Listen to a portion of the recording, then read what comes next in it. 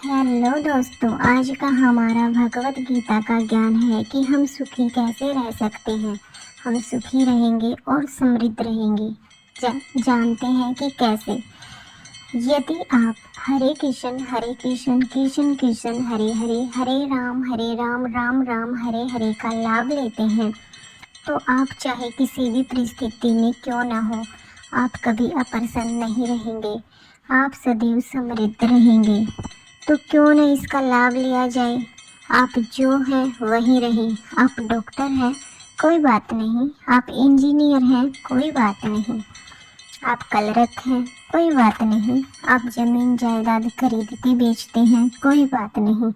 इससे अंतर नहीं पड़ता कि आपका पैसा क्या है। शरीर और आत्मा को बनाए रखने के लिए प्रत्येक व्यक्ति को कुछ न कुछ कार्य अवश्य करना होगा। तो भगवान की कृपा से या प्रकृति की व्यवस्था से आप जो भी करते हैं वह करते रहें, इससे अंतर नहीं पड़ता।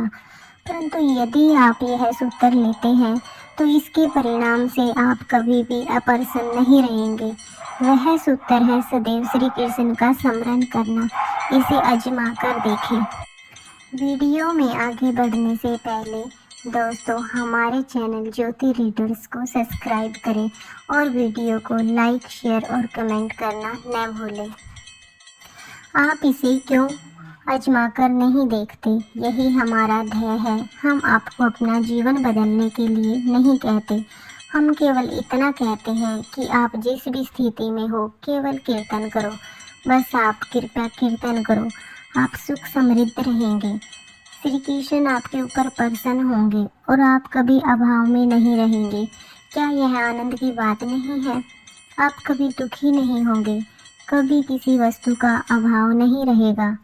यहाँ इसका पूरा आश्वासन दिया गया है। हरे कृष्ण कृष्ण कृष्ण हरे हरे, हरे राम राम राम हरे हरे। आप जो कर रहे हैं कभी उससे पथभ्रष्ट नहीं होंगे, परंतु साथ ही आप इस दिव्य ध्वनि को सुन सकेंगे। तो भगवान श्री कृष्ण ने समय यह सूत्र हमें दिया है। कृपया सदैव इसका पालन का प्रयास करें। सदैव हरे कृष्ण का कीर्तन एवं जप करें। इसमें कोई कठोर नियम नहीं है। इससे अंतर नहीं पड़ता कि आप क्या कर रहे हैं। केवल कीर्तन करें और स्मरण करें। हम प्रार्थना करते हैं प्रत्येक व्यक्ति इस सरल पद्धति को स्वीकार करे।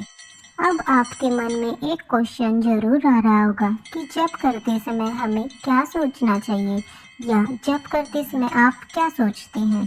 तो इसका उत्तर है, जप के समय उस समय आपको केवल सुनना है। जब आप हरे कृष्ण कहते हैं तो आपको केवल इस ध्वनि को सुनना है, हरे कृष्ण, बस और कुछ नहीं। यही ध्यान है। आपकी जीवा और आपके कान इस दिव्य ध्वनि को सुनने एवं बोलने में व्यस्त रहने चाहिए। हरे कृष्ण, यह सबसे श्रेष्ठ ध्यान है। भगवत गीता में भी इसे सर्वोत्तम ध्यान के रूप में स्वीकार किया गया है। आपको केवल इतना ध्यान रखना है कि आपका मन कहीं और न भटके। आपका मन हरे कृष्ण जप पर होना चाहिए। इसे सुनने पर कीर्तन में भी यही पद्धति है। जब मैं गा रहा था तो आप सब सुन रहे थे, और जब आप गा रहे थे तो मैं सुन रहा था। यह आदान प्रदान है। मैं आपका कीर्तन सुनता हूँ और आप मेरा कीर्तन सुनते हैं। यही पद्धति है। तो अन्य कुछ सोचने की कोई आवश्यकता नहीं है। यह सर्वोत्तम एवं सरलतम प्रकार का ध्यान है और यथार्थ भी। इसका कीर्तन करते ही आप तत्क्षण आध्यात्मिक धरातल पर आ जाते हैं। क्यों? तो इसका अभ्यास करें और आप समय देखेंगे कि आप कितनी प्रगति कर रहे हैं। और यह अत्यंत सरल भी है। आप सड़क पर चलते हुए भी हरे कृष्ण कीर्तन कर सकते हैं। इस पर कोई कर नहीं है, कोई खर्च नहीं है, कोई हानि नहीं है, परंतु इसका लाभ अत्यंत महान है। तो क्यों नहीं आप इसे आजमा कर देखते। यदि बिना किसी हानि के, बिना किसी खर्च के आपको कुछ मिलता है और वह अत्यंत महान आध्यात्मिक साक्षात्कार, तो क्यों आप इसे नहीं आजमाते। हम आपसे धन नहीं मांग रहे हैं। हम ये सुनाने के लिए आपसे 2000 रुपये नहीं मांगते। नहीं, हम निःशुल्क इसका वितरण कर रहे हैं। कृपया इसे लें और आजमा कर देखें। यहाँ कोई व्यापार नहीं है।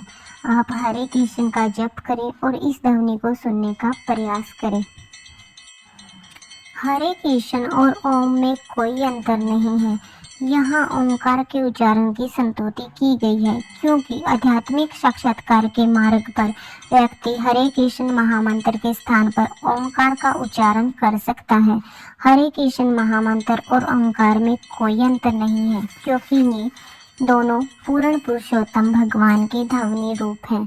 समस्त वैदिक ग्रंथों का आरंभ ओंकार की ध्वनि से ही होता है। ओम नमो भगवते वासुदेवाय। ओंकार तथा हरे कृष्ण मंत्र के उच्चारण में केवल इतना अंतर है कि हरे कृष्ण का उच्चारण बिना किसी स्थान या आसन आदि के विचार के किया जा सकता है, परंतु ओंकार उच्चारण के लिए कुछ नियम है। भगवत गीता में इनका वर्णन किया गया है। योगाभ्यास करने के लिए मनुष्य को चाहिए कि वे एकांत स्थान पर जाए और भूमि पर कुशा आसन बिछाकर उसे मृगचर्म अथवा कोमल वस्त्र से ढक ले। आसन अत्यधिक ऊपर भी नहीं होना चाहिए और अत्यधिक नीचा भी नहीं, तथा आसन किसी पवित्र स्थान पर हो। हरे कृष्ण महामंत्र का जप बिना किसी स्थान एवं आसन के विचार के कोई भी व्यक्ति कर सकता है। श्री चैतन्य महाप्रभु ने सार्वजनिक घोषणा की है कि हरे कृष्ण महामंत्र के कीर्तन में आसन से संबंधित कोई कठोर नियम नहीं है। साथ ही स्थान, काल तथा व्यक्ति का नियम भी नहीं है। इसलिए कोई भी व्यक्ति किसी भी समय एवं स्थान पर हरे कृष्ण मंत्र का कीर्तन कर सकता है। विशेषतः कलयुग में भगवत गीता में स्थान से संबंधित बताए गए नियम का पालन करना अत्यंत कठिन है, परंतु हरे कृष्ण महामंत्र का कीर्तन किसी भी स्थान एवं किसी भी समय कीर्तन किया जा सकता है और इसके परिणाम अत्यंत शीघ्र मिलते हैं। इस मंत्र का हमें अभ्यास करते रहना है और आप सब कुछ समझ जाएंगे। सौभाग्य से हमें भगवत गीता में शिक्षाएं मिली हैं और श्री चैतन्य महाप्रभु हमारे शिक्षक हैं। यदि हम इन सिद्धांतों का पालन करते हैं और अपनी बुद्धि द्वारा इन्हें समझने का प्रयास करते हैं, तो हमारा जीवन सफल हो जाएगा। कृष्ण भावनामृतांदोलन के रूप में आप सबके पास एक सुअवसर है और यह विधि अत्यंत सरल है। आप किसी भी स्थान पर बैठ जाएं और यदि आप मंदिर नहीं आना चाहते तो कोई बात नहीं, आप घर पर ही अपने मित्रों, परिजनों या बच्चों के साथ बैठकर हरे कृष्ण कीर्तन करें। यदि आपको संगीत का ज्ञान है तो बहुत अच्छा है, अन्यथा भगवान ने आपको दो हाथ दिए हैं, आप ताली बजाइए और कीर्तन कीजिए। कितना सरल है, केवल इसका अभ्यास करें और आप सब कुछ समझ जाएंगे।